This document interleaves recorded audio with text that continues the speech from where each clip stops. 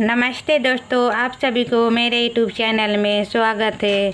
मैं जितवान गोसाई के बारे में कथा सुनाने जा रही हूँ। आइए आप सभी सुनिए। कोई भी आवश्यकता नहीं है हे राजन, संपत्ति से रहित और आध्यात्म के अस्थमि को व्रत करे, यानी संपत्ति विधे अष्टमी जिस दिन हो उस दिन व्रत न करे, शुद्ध अष्टमी को व्रत करे और नवमी में पारण करे। यदि इस पर ध्यान न दिया गया तो फल नष्ट हो ही जाएगा और सौभाग्य तो अवश्य नष्ट को हो जाएगा। जीवितवान को इस तरह का वरदान देकर गुरु बैकुंठ धाम को चले गए और राजा भी अपनी पत्नी के साथ अपने नगर को वापस चले आए।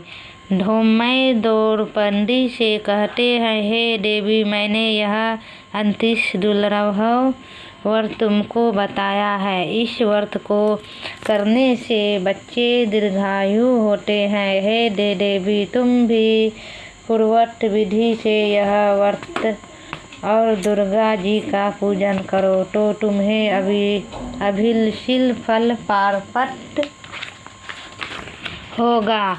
मुनिराज धौम्य की बात सुनकर द्रौपदी के हृदय में एक प्रकार का कौतूहल उत्पन्न हुआ और पूर्ववासिनी ऋषियों को बुलाकर उनके साथ यह उत्तम व्रत किया। गौतम ने कहा, हे व्रत और इसके प्रभावों को किसी एक चील ने सुन लिया और अपनी सखी सियारिन को बतलाया। इसके बाद पीपल वृक्ष की शाखा पर बैठकर उस चील ने और उस वृक्ष के खोटे में बैठकर सियारिन ने भी व्रत किया। फिर वही मादा चील किसी उत्तम ब्राह्मण के मुँह से यह कथा सुन आई और पीपल के खोटे में बैठी हुई अपनी सखी को सुनाया। सियारिन ने आधी कथा सुनी थी कि उसे भूख लग गई और वह उसी समय उससे भरे हुए शमशान में पहुंची। वहां उसने इच्छा भर मांस का भोजन किया और चील बिना सुख खाए पिए रह गई और सवेरा हो गया। सवेरे वह गौशाले में गई और वहां गौ का दूध पिया। इस तरह नवमी को उसने पारण किया। कुछ दिनों बाद वे दोनों मर गई और अयोध्या में किसी धनी व्यापारी के घर में जन्मी। संयोग से उन दोनों का जन्म एक ही घर में हुआ, जिसमें सियारिन जेठ हुई और चील छोटी। वे दोनों सभी शुभ लक्षणों से युक्त थी, इसलिए बड़ी लड़की काशीराज के और छोटी उसके मंत्री के साथ गर्भपते अग्नि के सामने विघ्नपूर्वक ब्याही गई। पूर्वजन्म के कर्म फल से वह मतगणयिनी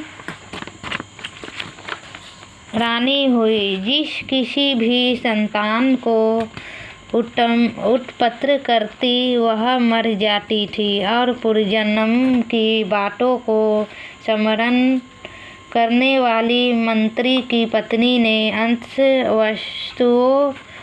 वसुओं के 8 बेटे उत्पन्न किए और सभी जीवित रह गए। अपनी बहन के पुत्रों को जीवित देखकर ईर्ष्यावश राजपत्नी ने अपने स्वामी से कहा कि यदि तुम मुझे जीवित रखना चाहते हो तो इस मंत्री के भी पुत्रों को उसी जगह भेज दो जहाँ मेरे बेटे गए हैं, अर्थात तू इन्हें मार डालो।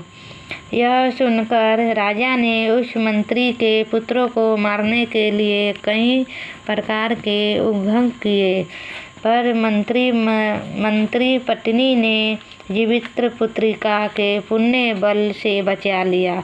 एक दिन राजा ने अपने आदमियों से उन पुत्र का सिर कटवाकर पिटारी में रखवाया और वह पिटारी उनकी माता मंत्री पत्नी के पास भेज दिया। किंतु वे 8 सिर बेशकीमती जवाहरात हो गए और भले चले वे 8 लड़के अपनी माता के पास वापस चले गए। उनके जीवित देखकर राजपत्नी को बड़ा विषम हुआ। अंत में वह मंत्री की पत्नी के पास आई और उसने पूछा, बहन, तुमने कौन सा ऐसा पुण्य किया है जिससे बार बार मारे जाने पर भी तुम्हारे बेटे नहीं मरते? इस मंत्री की पत्नी ने कहा, पूर्वजन्म में मैं चील थी और तुम सियारिन। हमने और तुमने साथ जीवित पुत्रिका का व्रत किया था। तुमने व्रत के नियमों का भली भांति पालन नहीं किया था और मैंने किया था। इसी दोष से बहन तुम्हारे बेटे नहीं जीते हैं। ओ राजरानी, अब भी तुम उस जीवित पुत्रिका व्रत को करो तो तुम्हारे बेटे दीर्घायु होंगे। मैं तुमसे सच कह रही हूँ। उसके कथनानुसार रानी ने व्रत किया, तभी से उसके कई बेटे सुंदर और दीर्घायु होकर बड़े बड़े राजा हुए। सूत जी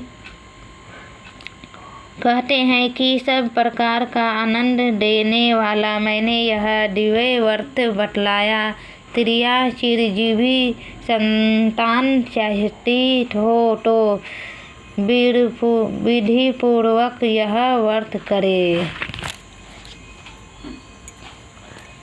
तो दोस्तों, मेरे वीडियो पसंद आए तो कमेंट बॉक्स में बताइएगा, लाइक कीजिए, शेयर कीजिए। मेरे चैनल में न्यू फ्रेंड आए तो सब्सक्राइब कर लीजिएगा।